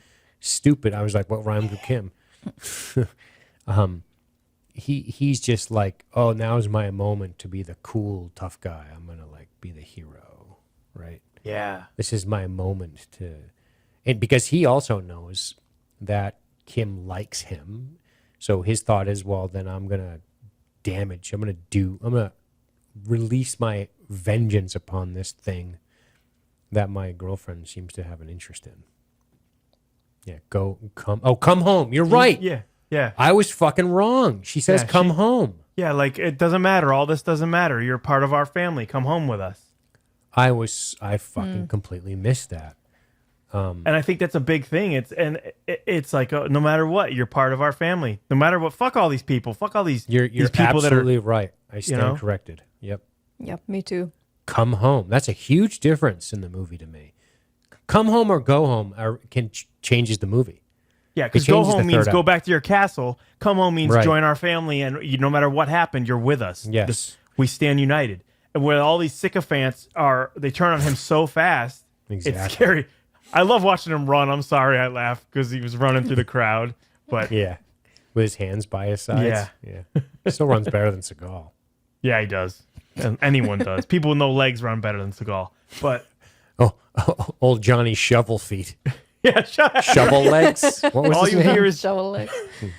Clink, all you clink, hear is clink, clink, shovels. clink, Clink, clink, clink. That's when I knew he was coming for me. I had the click clacks on my flagstone walkway. Yep. But no, it's Kim who tells him to run off in the end, and she's trying to save him. She knows, like, once the knives came out and he cut people, he cut Kevin, he cut the other guy, then he cuts the asshole beating on him, which I could care. I wish he would have cut his throat, honestly. Yeah, right. But when Kim tells him to run. She knows the police are going to come from him. The police are going to have to intervene. They're going to have to do something. And I just love this cop. He's just like, dude. He's old school. You ain't kidding. Because he's like, yo, go home, people. Go home. It's all set. Like, I took care of it. This is not a problem. Yeah. Guy got cut up a little in a fight. Go home. You guys suck. Yeah. And then it just becomes the mob, very Frankenstein, the mob mentality. Pitchforks they might as well have coming torches. up the hill. Yeah, they might as well have torches. With the goofy hairs. Dude, they look like the Whoville. Yeah. They all look like they're from Whoville, dude. That's awesome.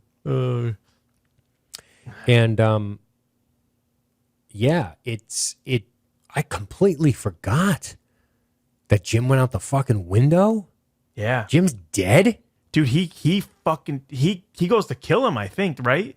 Oh. He kills him. He stabs him with a blade and he pushes him through a window. He flies out there. Yeah. Yeah. Edward killed a guy. You gotta lay low. Jesus Christ, man. He deserved it, though. He came looking for a fight. You don't fight a dude with blades for fingers. You just don't. Dude, he was beating on him with rebar or some shit. Yeah. Guess what? I'm stabbing you in that case. Yeah. All bets are off, pal. All bets are off. And it's a wild end of the movie. What do you think about it, Masha? Talk to me about some of the stuff between him and Kim and then Jim's untimely arrival. I still feel the same way as I did when I saw this much younger. Just the pain of them not getting to be together. Yeah. And that she never goes back. And that's super. This movie's such a bummer. It's sad. Fucking hurts. So sad. It hurts. It hurts. This ain't a fucking whimsical fantasy. This is a heartbreaking and the look tragedy. The look on his face when she says "I love you," it says everything. It's like that's enough for him. He knows that he can never have this life. He can never fit in. He can never have her, but he gets to know that she loved him. Yeah. Fuck, you guys got me goosebumps, dude. Just thinking about that. I'm like, fuck, I'm fucking sad. Like, really sad, dude. Yeah. It's awful because all you want this whole thing to end with is them together because they want to be together. And everything in their world is between them. And usually you're like, oh, love will prevail. And in this, it doesn't. The love is still there, but it never manifests. Yeah, it's a real tragic tale about how you just can't stop the conformity of the masses or will do their best to not allow it, and these meddlesome people causing all these issues. It's nuts. And he boots her across the room, and I mean, that's it. First of all, not just rebar. He came in with a gun. So you're dead. Goodbye. Yeah. I love the look on Edward's face when he throws him out the window. It's like, fuck you, you're done. I've had enough. I love that. Yeah. Because he has malice in his face, which he never has for the entire movie. He's just like, I'm done. You're interfering. Love it. I think another one of the more interesting aspects of this movie is that we saw this creation become a human by the end of the movie. Because boy, did he experience all the emotions you can as a human. Right? Most of us never get to look somebody in the eye as we snuff out their life with our blade hands. But the point is he experienced love and anger and rage and fear. Yeah. And all of those things. Loss. Everything. So many emotions. You're right. Yeah. So many. It all happened to him. He became the real boy, Pinocchio style. And fuck, I'm sad, man. You fucked me up. Yeah, and then he lives on forever as just a memory, and remembering all the emotions that he experienced. A lonely robot. Ugh. You don't think she ever went up there after getting a little drunk? First of all, this boring fucking chick, she never leaves this neighborhood. He's 80 at the end of the movie. She never adventures out. She's still in the same house. She said she never saw him again. Do you think because he didn't jokes aside, do you think that he just didn't allow? Do you think he would hide from her? I don't think so. There's no way she wouldn't have tried to go up to see him. The only explanation she gives is that she wants him to remember the way she was when she was young. Right, you're talking some Highlander shit, though. Yeah. Yeah, but who wants to live forever? Oh, Connor. Gee, now I'm going to cry for real. Jesus Christ. Oh, Connor, I'm old now, and you're still young and beautiful. No, but it's she had plenty of opportunities before that time to go see him. You'd think she would have tried. Again, this is largely sophomoric questions that Just listen. It's a fucking tale of a romantic tale of tragedy. If I'm being honest, tragic fairy Yeah. tale. and that's tragic fairy tale. Best way to say it. And that's how it ends. And she says you can see for yourself. She has the claw, which is the extra claw from the assembly line, and she's covering for him. The cop covered for him, and I think he realizes I better take my chance if I want to keep on. But it's sad that they never reconnect, right? Yeah, because you would hope that, like, Merry Christmas. she would come hang out. To you. Yeah. Yeah, you don't think when she was like 24 and really feeling her confidence, she didn't go up there half cocked on a bottle of red? Yeah. Edward. Ed holding her shoes in her hand, going up the stairs. Eddie. Eddie, I'm horny. I want to find out if all your equipment works, Eddie. Can't we fire up this assembly line and get you some fucking meat hands? What can he do though? I don't think he has any necessary parts, and hands obviously are out of the question. So just mouth stuff. That's hey. Yep. He can go fucking. La, la, la, la, la. He's just That's what he like, can do. Kim, I want you to bend over so I can see your rest. No. I mean, he could attach things to the knives. That's Even true. Edward Penis Hand. You guys haven't seen the porno? Oh, of I course. have. I know. Oh, Edward it's Penis great. Hands. It's great. So Do you yeah, like maybe Edward he's got Penis attachments. Hands, or do you prefer Frankenhooker? If you had Edward Penis Now we're Hands. on to the real questions. Yeah. There were some good questions this week. Do you want to talk about some of the stuff people Yes. There's too many Yes, to for get sure. through, but At least some of them. I mean, well, right away, Justin G, if you had to have some kind of a mechanical attachment instead of hands, scissors excluded, what would they be? attachments, huh? Yeah.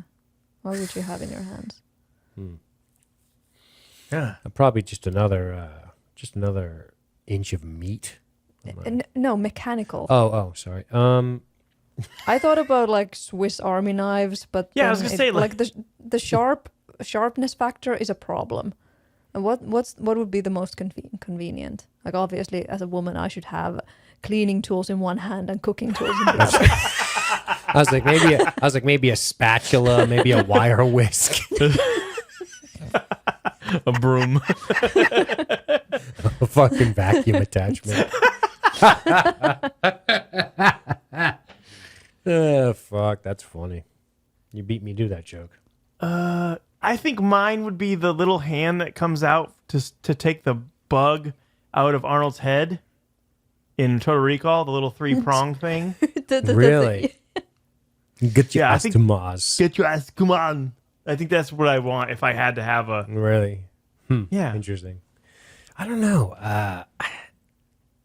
I mean, I try to think of it from a utility standpoint, but I'm like, well, everything, like, I was like, maybe a camera. I'm like, but I got a phone. Maybe I don't know. I mean, A selfie stick. no, God damn it. No. I don't know. A firearm that I could take on planes? I'm kidding. Kidding, FBI listening. It would be, I mean, you'd want to slip a little sexual device in there, wouldn't you? But then you're gonna walk around with that always. That's the Do trick. you need to you'd put it have. into a bag? Well, that's. I guess when Justin asked the question, he must be asking the question, meaning you can't detach it. It would have to be a permanent fixture to your Yes. body. Well, I didn't say that that'd be on my hands. Instead So of you'd want a hands. robo-penis? Maybe I want a little. Maybe I want a little something underneath my penis, something down there. I don't know. Underneath? Yeah, I could hide it. Oh, But if we're sticking with hands, I thought it was only hands. Yeah, the Fine. question is hands. if it's only hands, then it'd be awesome to have a blade finger. You know, like the Terminator. How's Wolfie? Wolfie's just fine, dear. Wolfie's just fine. But I think anything, huh? So you'd have Swiss Army hands. What would you have, Scott? I was going to have the Total Recall claw. Just that? Okay. Yeah, but bigger. It would be cool to have a claw, some kind of strength-based attachment. But do you know what I think I would want? Some kind of attachment to where I could make my fingers really tiny and dexterous. Did you ever see Ghost in the Shell when they show the thing like typing?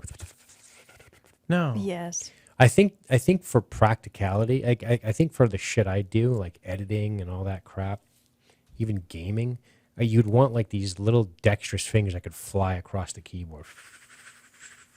But maybe something that would allow me to interface with technology, like a Johnny mnemonic thing, something to where I could like jack into a like. Wouldn't that be cool?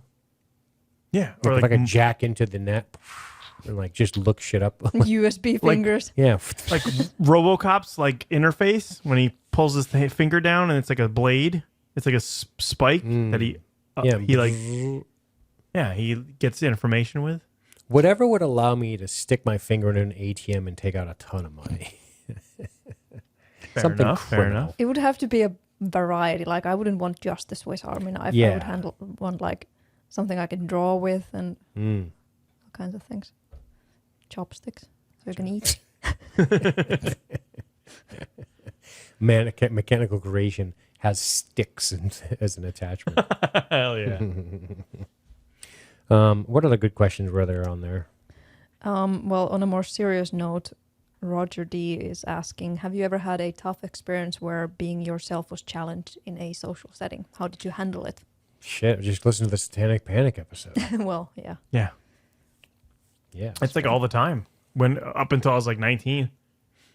No, I don't know I'm if I pretty I'll be frank. I'm pretty adept at social navigation at this point because I've been on the earth for a long time, and I think there are times where I am genuinely interested in people as individuals. Groups sort of bother me, but I don't know. I don't. Somebody else want to step in here while I think? Well, I definitely plenty of times, but not in any kind of serious way. Like I got shit as a kid for the way I dressed from people my age, from parents, from anybody. Like just this kind of condescending, never openly hostile kind of attitude. And it's funny that I this made me think of the time only a few years ago, maybe 4-5 years ago. I was out and I ran into an old classmate from high school. And he, after talking a little bit, he was just like kind of looking at me. I was like pointing at my hair and face and clothes and was like, how come you still look like this? Damn. And I'm like, because this is me. Right. What do you want me to say? How come? No, because I never grew out of the face. Or what are you looking for? That's interesting. Yeah, like tough social situations for me is typically, I guess, as for being myself, which is, I don't know, man. Sometimes just, I don't know. Like I said, I'm pretty good at navigating that stuff now. But when I was younger, it was difficult for sure. You know, it was difficult to show any. It was not with my friends, but I think that. You know, I come from a different wing of people. Like boomers are my parents, so they're very old school. And I'm sure I am too to people 20. But I don't know. I think being interested in things like Dungeons and Dragons and not being able to just talk about that when people are like, so what's going on in your life? I'm like, well, I had a great campaign. It was awesome. It's a really good story. Like you find when people ask you those questions. Even nowadays, on some level, when people are like, "Oh, what do you do?" It's like, I hate that question. My whole life, I have struggled with that question because I never have the conventional enough of an answer for people to accept sure. it. And I'm just like, I'm planning to this and that and that and that. And I hate those moments. It always Exactly. makes me feel like I just don't want to talk to people at all. Yeah. I want to hide and do my own thing. Yeah. I think one of the reasons I ask a lot of questions is because I'm trying to control the information flow, right? When somebody asks a lot of questions, because I see it when people do this to me, there are some people who are asking you questions because they're kind of interested in you as a human, and then they're asking questions because they ask questions because they want you to ask questions about them, or then they ask questions, a barrage of questions, so you won't ask them questions, right? I sometimes find myself in the latter. Mixed with, I also am kind of interested in individual people. I am, and I think, people who know me will testify to that reality. Like I ask people, oh, tell me about this thing that you got going on. That's interesting. Tell me, that's the world is a big fucking place, and I like to know what makes people tick. Meanwhile, I need to get hints from you on how to even function in a social situation and how to talk to people because I don't know how to do this. Yeah, it's funny. I tell her all the time, I go, just ask people questions. If you don't know how to act, ask somebody, listen, pay attention. They're going to say something that's going to give something away, and then you ask them about that thing. People, a lot of times, if they're already talking, like to talk about themselves. If somebody's not talking, natural. If you start to badger them with questions, they're going to freak the fuck out. I would never badger. If I didn't know her, I wouldn't badger her with questions. So that'd be like, that's not going to work. I actually don't mind that, but because at least I get to, I can say something in that situation where somebody's asking me questions. I'm fine with that. But yeah, of course, there's the kind of questions to where it's uncomfortable. Mm-hmm. Yeah. Yeah, nothing. I mean, I find myself more and more loathing of political discussion that erupts around various groups of people. I find them all.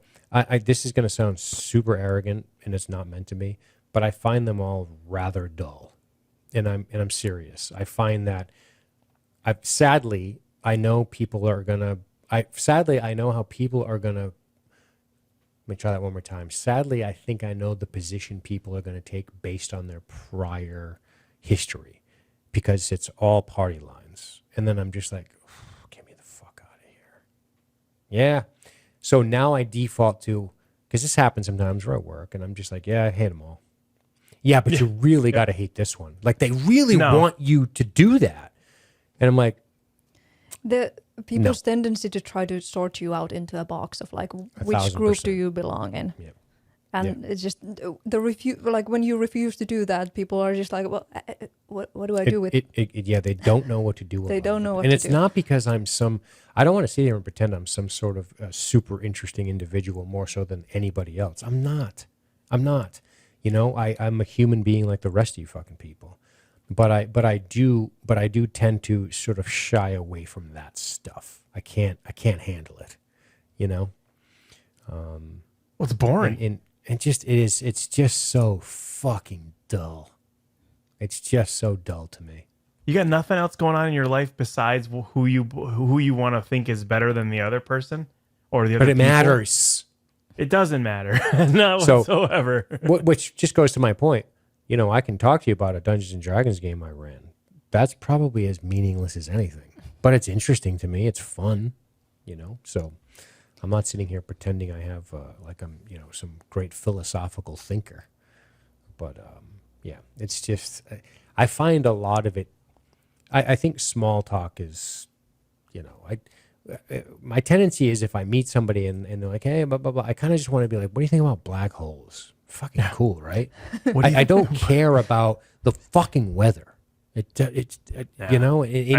still find myself doing it. Like, we're at the fucking grocery store the other day, me and her, and this guy's like, oh, I'm about to fucking, I expect to see snow, and I wake up and I'm like, blow my fucking brains out.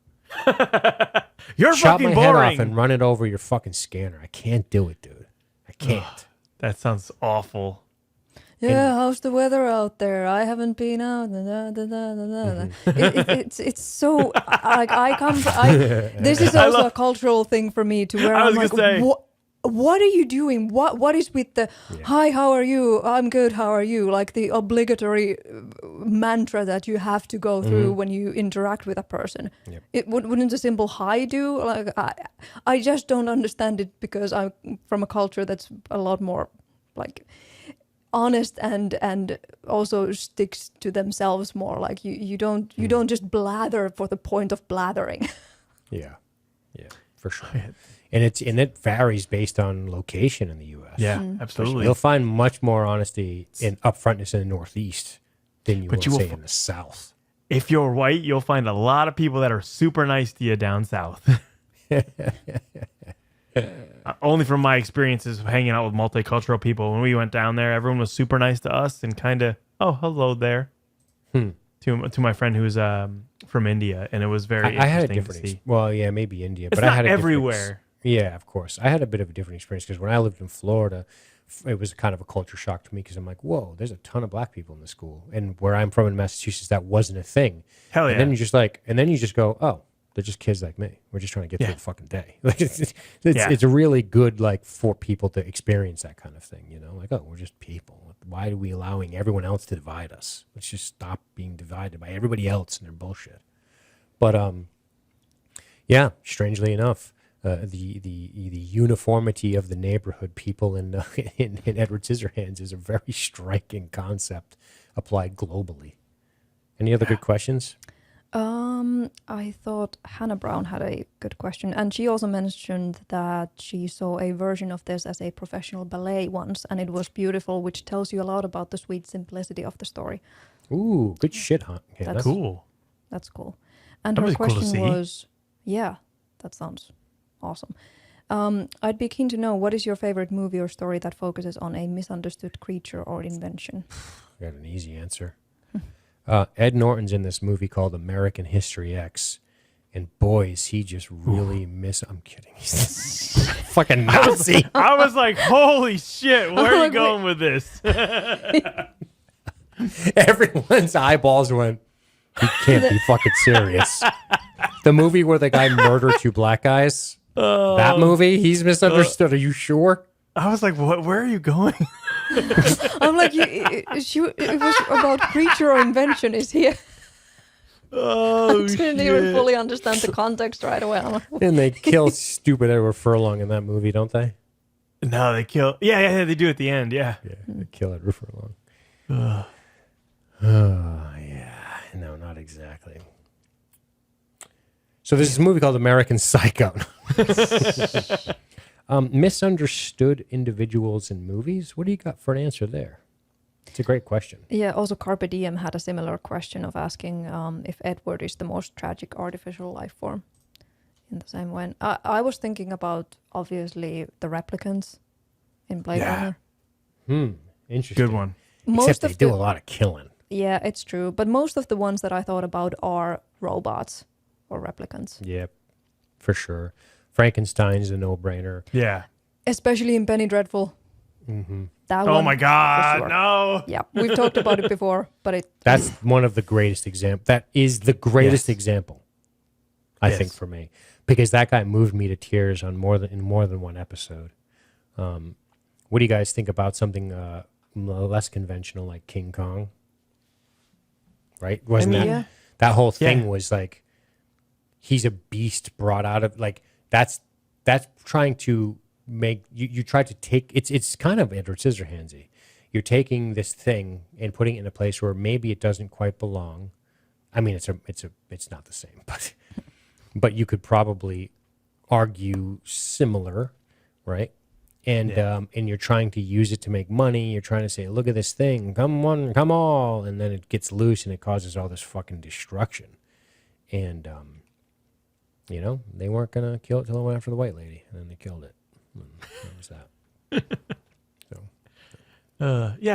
I mean, maybe there's a bigger story there. That's my point. But no, it's fucked up. King Kong's a fucked up movie, right? yeah, What stealing else? from his home. Misunderstood. There's a lot, though. Misunderstood monsters. I'm sure there's article upon article about this horse shit.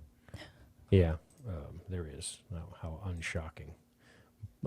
Did you ever see Shape of Water? Speaking of I did Guillermo not. del Toro. I saw half of it. Yeah. That doesn't mean that I wouldn't have liked it. It was just one of those that I never finished. You know what's another one that comes up a lot? And this is actually a great answer. I wish I could say I thought of it myself, but I didn't. American Werewolf in London, David. David's like a victim of a wolf attack, and then he just becomes a werewolf, and he's fucking killing people, and they kill him at the end of the movie. And you're like, that poor fuck. Like, he didn't, you know, he didn't want to do what he was doing. He just did. He wasn't making a choice. He was afflicted, and that's shitty. Dracula? Yeah. Yeah, same would go for a lot Yeah. of vampires. Dracula, maybe? Except when they start killing people, right? Louis. Like, Louis. Oh, Louis. Yeah. Louis, Phantom of the yeah. Opera? You know what? Louis is such a weird example. Because Phantom of the Opera, for sure. Because Yes. Louis is the inverse. Louis is not accepting his monstrous nature despite being surrounded by monsters. That's an inverse of that story. What a cool catch by you. I like it. It wasn't, well, you elaborated on it. But I'm just saying, I but that's a great call. Louis is the inverse of this story. Louis is not monstrous enough. I guess that's a whole, that's the yin to the yang of this whole genre is. And Claudia too. She's a child. Yeah. Yeah, but she gets right into that ferocity, though. She embraces that part. You ain't kidding. Anything else before we say goodbye? No, I think we covered it, man. Carpe What do you had guys a lot of think? questions. Are we not going to look at any of them? Yeah, there's a bunch of questions about. Did snow exist before Edward in Florida? I don't think it did, Carpe. My friend lives there. He's never seen snow. That's Shout so out to Scott. Crazy Other to Scott. me. Crazy to me that nobody, somebody We'll never call seen him. snow. We'll call him Rune Dog. That's my guy.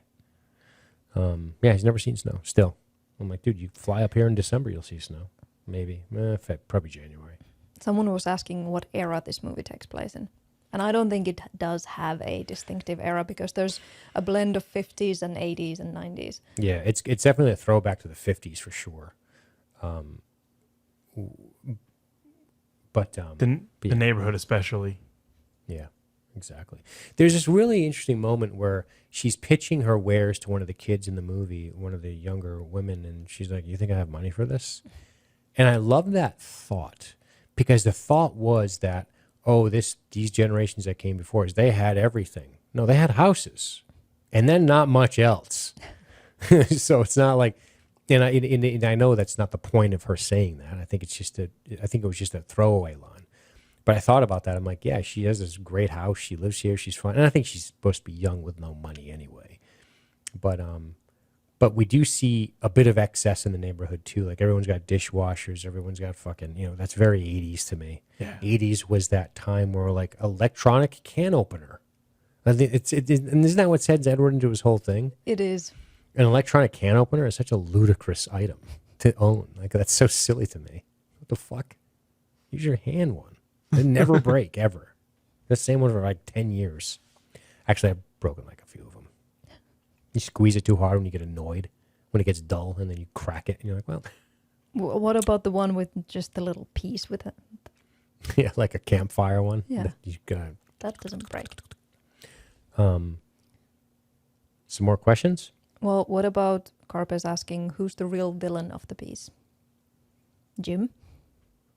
He's the standout villain, but The neighborhood is the villain. yeah, the collective is Yep. the villain, I think. Shitty neighbors. All right, well, we're puttering out here, so why don't we wrap this fucker up? Unless you got any last call for questions. Last call. We're done. We're done. All right, good. So thank you guys for tuning in to another episode of The Lost Drive-In. We discussed Edward Scissorhands at length. Don't forget to visit us online at lsgmedia.net. Again, lsgmedia.net. Remember, plans start at $5 a month. We're going to go and record our bonus episode talking about Johnny Depp movies. If you want to hear it, you got to be a member. And you get to support independent podcasters. That's right. Think about it. In part of the question asked from people was for them to tell what their favorite Johnny Depp roles are. So Yep. those are going to be discussed too. Awesome. Sounds great. Yes. And next week, we will be doing Batman Returns, which is awesome. And we're going to do it live, I think. I think we're thinking about trying it live. We can All discuss right. it. We'll decide that before long, and we'll give people a heads up. It won't be a full week heads up, but we'll give you a bit of a heads up. We might try doing it live and engaging with our YouTube audience, which will draw a lot of our podcast people over. So thank you guys so much. We really appreciate it. Don't forget to visit us on the web again, and we will see you in a week's time for Batman Returns. Bruce Wayne, why are you dressed like Batman?